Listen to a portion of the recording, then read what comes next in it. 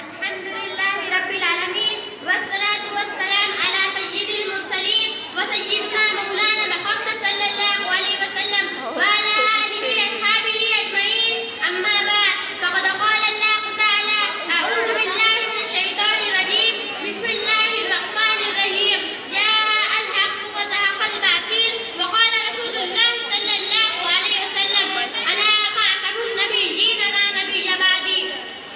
इस्लाम के वालों और दीन मोहम्मदी के परस्तारों, मेरे आज की तकरीर का उन्वान खत्म नबूवत तारीख शाहिद है कि बातिल ताकतों ने हमेशा कहीं न कहीं किसी न किसी जगह ईमान व इस्लाम की बुनियादों को जड़ से उखाड़ फेंकने की नाकाम कोशिशें की, मगर निज़ाम खुदाबंदी का परचम लहराता रहेगा और अला कलिमतुल हक़ की तरह गूंजते रहेंगे।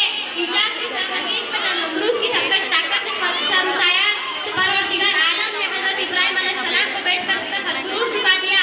इसी तरह जब फिरौन ने खुदाई का दावा किया तो अल्लाह रब्बुल इज्जत ने हज़रत मूसा अलैहिस्सलाम को भेजकर उस मलऊन को सफ़े हाथी से मिटा दिया। इसी तरह जब मुसैलमा कज़्ज़ाब ने नबूवत का खिलाते फाखिरा को तार करने की कोशिश की तो खुदावंद कुद्दूस ने उसे सिद्दीक़ अकबर के हाथों जहन्नम रसीद कर दिया।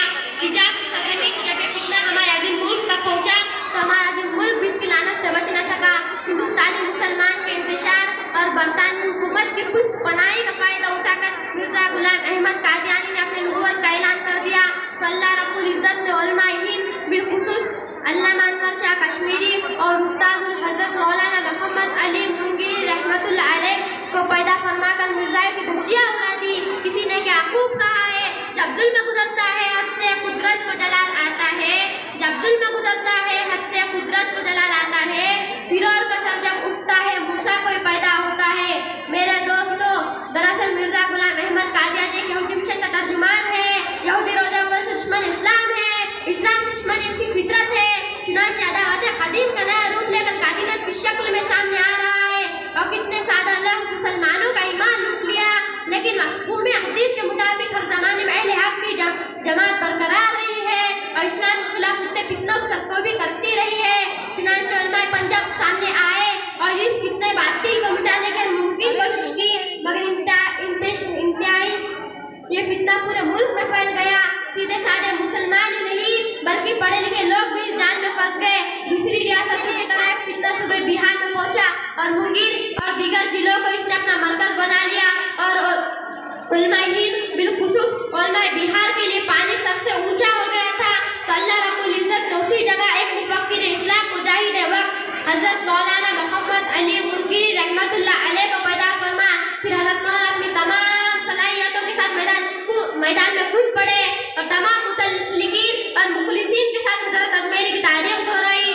इस अजीम फितने को खत्म करने के राह हक में सब कुछ कुर्बान कर दिया, तन मन धन की बाजी लगा दी, खून पसीना एक कर दिया, टूटी फूटी झोपड़ी में रहे, सूखी रोटी खाए, फटे पुराने कपड़े पहने, मगर जब तक हज़रत मौलाना ने मिर्जा की जड़ों को ना उखाड़ा उस वक्त तक इत्मीनान की सांस न ली। इसके बाद हज़रत मौलाना ने अपना मुनाज़रा करवाया और तमाम मुनाज़िरीन हक को मुखातिब करते फरमाया कि जब तक हक की फतह और बातिल की शिकस्त ना हो उस वक्त तक मुझे खत्म न देना।